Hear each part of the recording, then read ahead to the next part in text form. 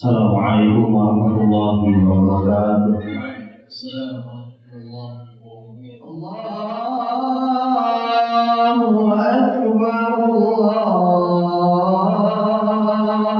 Akbar, la ilaha illallah.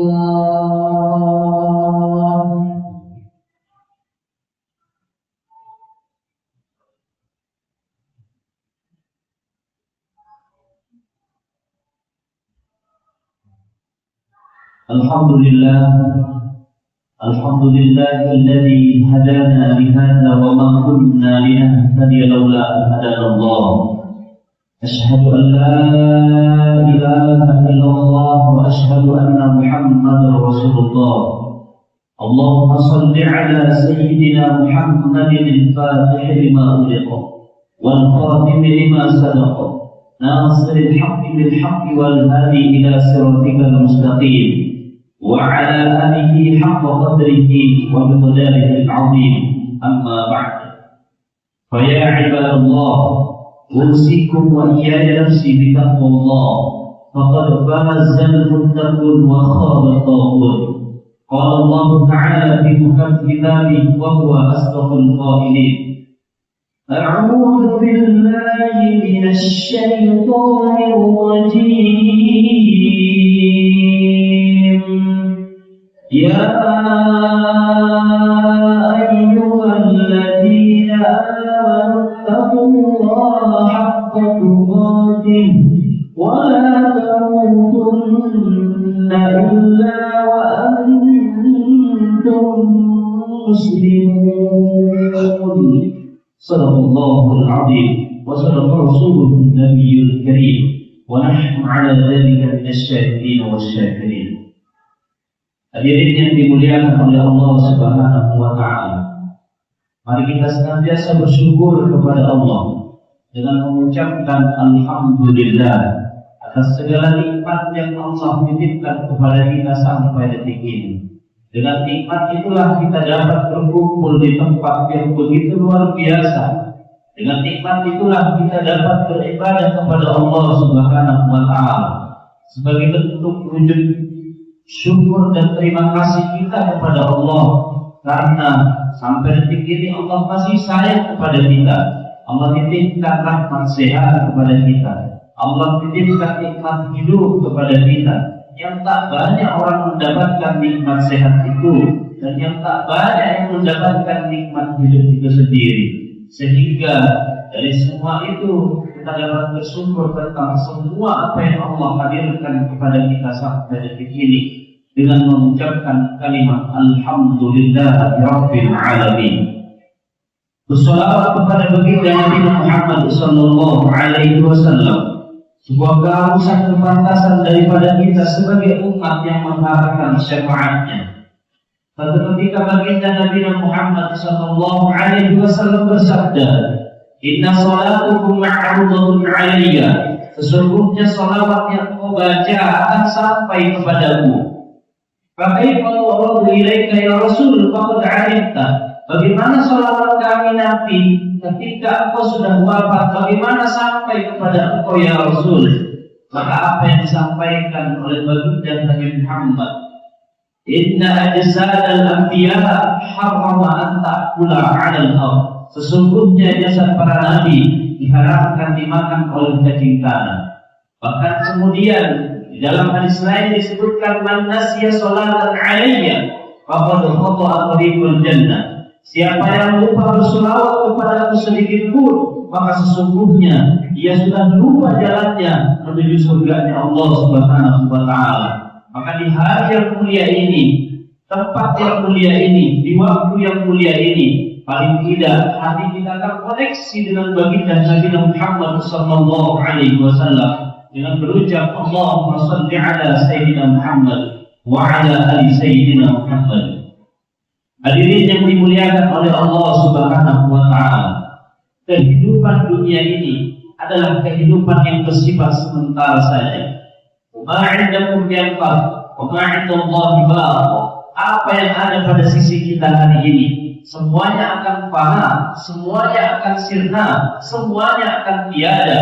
Karena memang unsurnya awalnya adalah sesuatu yang tiada, maka akan kembali dalam keadaan ketiadaan, kecuali Allah Subhanahu wa Ta'ala yang Maha Ada. Maka segala sesuatu yang kita pasrahkan, yang kita lepaskan kepada Allah Subhanahu wa Ta'ala, itulah yang akan menjadi kekal. Bahkan di dalam satu hadis baginda Nabi Muhammad sallallahu alaihi wasallam ketika membandingkan antara akhirat dengan dunia, wallahi ma dunya bil akhirah illa ma yaj'al asabi'ahu fil yammi falyanzur madza yarji'. Ketika engkau ingin membandingkan kehidupan dunia dengan akhirat, maka lihatlah ketika engkau celupkan tanganmu ke dalam air, dan lihatlah ketika engkau mengangkat tanganmu, yang tersisa di tanganmu itulah dunia. Maka sesungguhnya kehidupan dunia ini hanyalah bersifat sementara. Semuanya akan tiba masanya, akan tiba waktunya berpulang kepada Allah Subhanahu wa Ta'ala. Namun sebelum kita berpulang kepada Allah, apa yang sudah kita persiapkan, apa yang sudah kita tanamkan, apa yang sudah kita lakukan dalam kehidupan ini untuk mendapatkan kebaikan kelak di yaumil akhir. Karena memang di dalam Al-Quran surah Al-Asr menunjukkan bahwa sesungguhnya manusia itu dalam keadaan kerugian. Orang yang hidup pun rugi, orang yang bekerja pun rugi. Siapa yang tidak rugi? Maka di antaranya disebutkan nanti di dalam surah Al-Asr, sehingga Imam Asy-Syafi'i rahimahullah, beliau pernah berkata, seandainya Allah tidak pernah atau tidak menurunkan hujah sedikit pun kepada manusia, maka cukuplah surah Al-Asr ini menjadi peringatan, menjadi kekuatan, menjadi keselamatan bagi setiap manusia, karena di dalamnya ada pilar-pilar tertentu yang Allah hadirkan, yang Allah hantarkan menjadi nasihat bagi kita bersama. Ayatnya boleh sedikit, tapi hikmahnya begitu luar biasa. Allah buka dengan kalimat wal 'asr, menunjukkan harful qasam. Dalam bahasa Arab adalah harful qasam menunjukkan suatu sumpah. Maka disitulah Allah bersumpah tentang waktu. Saking pentingnya waktu, saking mulianya tentang waktu itu, diberikan satu surah yang memulai dengan kata wal 'asr. Demi masa, menunjukkan semua orang ada masanya, semua orang akan tiba masanya, memiliki waktu terbatas dalam kehidupan ini. Maka oleh sebab itu, apa yang sudah kita persiapkan dalam setiap kehidupan kita ini? Wal 'asr innal insana lafi khusr. Lanjutkan kalimat inna, menunjukkan harfu taukid. Harfu taukid inilah menunjukkan kata penekanan dalam bahasa Arab. Biasanya memang di dalam Al-Quran ketika dimulai dengan harful qasam, yaitu sebuah janji, pasti diikuti dengan sebuah penekanan. Penekanan ini menunjukkan sesuatu yang penting yang Allah ingin kabarkan kepada kita bersama. Apa yang ingin dikabarkan? Innal insana lafi khusr. Sesungguhnya manusia itu dalam keadaan kerugian. Siapa mereka yang tidak rugi? Tentu di antaranya disebutkan di dalam ayat surah Al-Asr tadi adalah illal ladzina amanu. Yang pertama, orang-orang yang beriman kepada Allah Subhanahu wa Ta'ala. Landasan pokok keimanan begitu luar biasa, disebutkan hampir 900 atau bahkan sampai 1000 dalam Al-Quran kata iman disebutkan. Tapi memanggil kata harful munadi, ya ayyuhalladzina amanu, setidaknya ada 89 kali Allah menyebutkan di dalam Al-Quran, memanggil dengan panggilan khusus, ya ayyuhalladzina amanu. Berbeda dengan panggilan ya ayyuhan nas, memanggil secara umum, hanya dipanggil sebanyak 18 kali di dalam Al-Quran. Ini menunjukkan bahwa fondasi pokok keimanan seorang hamba harus betul-betul dikuatkan. Itulah kenapa baginda Nabi Muhammad SAW sebelum beliau berhijrah ke Madinah, lama di Mekah tidak turun perintah sholat, lama di Mekah tidak turun perintah puasa. Kenapa tidak diturunkan perintah itu? Ternyata yang diturunkan adalah ayat-ayat penekanan tentang ketauhidan, ayat-ayat penguatan tentang iman. Maka ketika imannya sudah begitu luar biasa, menjadi kokoh, kekuatan keyakinannya kepada Allah begitu luar biasa. Ibarat seorang direktur berkata kepada karyawannya, engkau cukup bekerja saja, nanti keluargamu aku yang akan menanggung. Maka lihat apa yang akan dilakukan dilakukan oleh sang karyawan tadi, pasti dia akan bekerja serius karena dia merasa dijamin oleh direkturnya, dijamin oleh atasannya. Maka kita hari ini, sudahkah kita merasa dijamin oleh Allah Subhanahu wa Ta'ala? Sudahkah kita merasa bahwa hidup ini ada dalam keadaan, ada dalam genggaman Allah Subhanahu wa Ta'ala? Maka dalam satu hadis disebutkan, qalbul mu'min baina asabi'ir rahman, sesungguhnya hati orang beriman itu ada di dalam genggaman kekuasaan Rahman, kekuasaan Allah Subhanahu wa Ta'ala. Maka ketika keyakinan itu dikuatkan, maka berikutnya dilanjutkan kata illal ladzina amanu wa 'amilus sholihat. Orang-orang tidak akan bisa beramal soleh ketika tidak yakin kepada apa yang dia sembah. Makanya di dalam sholat seringkali disebutkan inna sholati wa nusuki wa mahyaya wa mamati lillahi rabbil alamin. Sesungguhnya sholatku, ibadahku, hidupku dan matiku hanya untuk Engkau ya Allah. Bukankah ini adalah penguatan keyakinan, kekuatan yang begitu luar biasa bahwa amal yang kita lakukan semuanya amal yang kita serahkan kepada Allah Subhanahu wa Ta'ala. Hadirin yang berbahagia, banyak orang yang hidup hari ini mereka kecewa, mereka gelisah karena harapannya tidak semuanya diberikan kepada Allah, tidak disandarkan kepada Allah, tidak sandarkan kepada pujian-pujian manusia. Padahal pujian manusia itu adalah mematikan setiap hari. Perhatikan, ketika ada orang bekerja, lalu kemudian pekerjaannya tidak mendapatkan pujian keagungan daripada orang lain, maka disitulah dia akan kecewa. Tetapi tidak bagi orang-orang yang bersandar kepada Allah Subhanahu wa Ta'ala dengan sandaran yang begitu luar biasa, maka sampai kapanpun dia akan dimuliakan oleh Allah Subhanahu wa Ta'ala. Imannya sudah beres, amal solehnya sudah beres. Lalu kemudian setelah beramal soleh, tentu ayat berikutnya mengingatkan kita bersama bahwa sesungguhnya manusia itu tempatnya luput salah. Tidak ada satupun manusia yang tidak punya kesalahan. Bahkan sekelas Nabi Adam alaihi salatu wassalam, beliau melakukan satu kesalahan, diturunkan ke dunia, berpisah dengan istrinya. Hawa diturunkan di Jeddah, beliau diturunkan di kaki gunung Himalaya India. Beliau dengan satu kesalahan diturunkan ke dunia dalam keadaan kemudian tidak memiliki pakaian. Tapi kemudian apa yang terjadi? Berapa banyak daripada baginda Nabi umat Nabi Muhammad sallallahu alaihi wasallam masih ditutupi aibnya, kebaikannya, keburukannya yang begitu banyak dia lakukan, tetapi kebaikannya selalu ditampakkan oleh Allah Subhanahu wa Ta'ala.